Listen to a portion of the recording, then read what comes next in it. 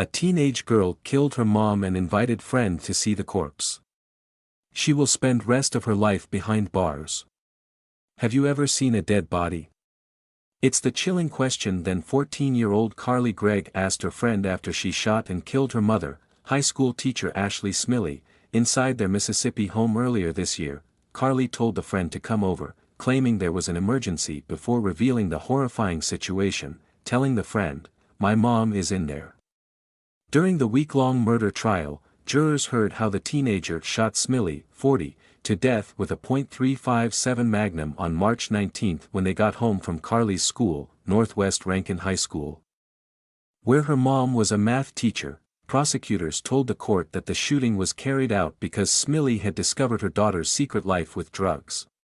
They painted Carly as a dangerous killer who had burner phones, hidden vape pens containing marijuana, and a history of cheating at school and self-harm. Carly then lured her stepfather Heath Smiley home by texting him pretending to be her mother, writing, "When will you be home, honey?" When Heath later arrived at the house, Carly shot him in the shoulder before he overpowered her and she was arrested a short time later. The teen's defense team argued she was experiencing significant mental health issues and that while she was having a state of psychosis in an episode of acute stress on March 19, she lost herself in what was the perfect storm.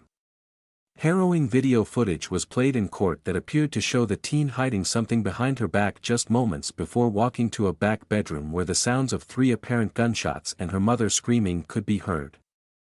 Now, after just 4 days of testimony, a jury deliberated for 2 hours on Friday before finding the teen guilty of killing her mother, guilty of attempting to kill her stepfather and guilty of tampering with evidence. At just 15 years old, she will spend the rest of her life in prison without parole, a deadly secret. Prosecutors say Carly killed her mother after the teen's friend revealed Carly's secret life with drugs on the day of the shooting. From the testimony of a friend, he was so worried about Carly's use of smoking marijuana, so worried about her being high, and so worried about her having these burner phones, that Carly's mom didn't know about, that he felt compelled to tell Miss Ashley Smiley that day. Rankin County Assistant District Attorney Catherine Newman said Monday during opening statements, Ashley Smiley searched Carly's room and discovered vape pens just moments before she was shot and killed, according to WLBT. Psychiatrist Dr. Andrew Clark testified during the trial that the teen was facing a mental health crisis that day and that her significant mood swings were made worse by her medications as she was hearing voices and having dissociative problems. And then, her mother finds out she's smoking marijuana, Clark said. For Carly, in particular, she so cared about her mother's approval, so for her, this was a crisis. She was having mood issues, eating disorder issues, cutting herself, hearing voices and sleeping difficulty all leading up to January of 2024, Clark added. On March 12, just days before the shooting, she had been put on new medication, which she said made her symptoms worse. Prosecutors also presented a journal to the jury in which Carly kept a written list of 5 beliefs, including there is no God, it's okay to be evil, and you don't need family. The journal was evaluated by a forensic psychiatrist, who called the entries highly concerning.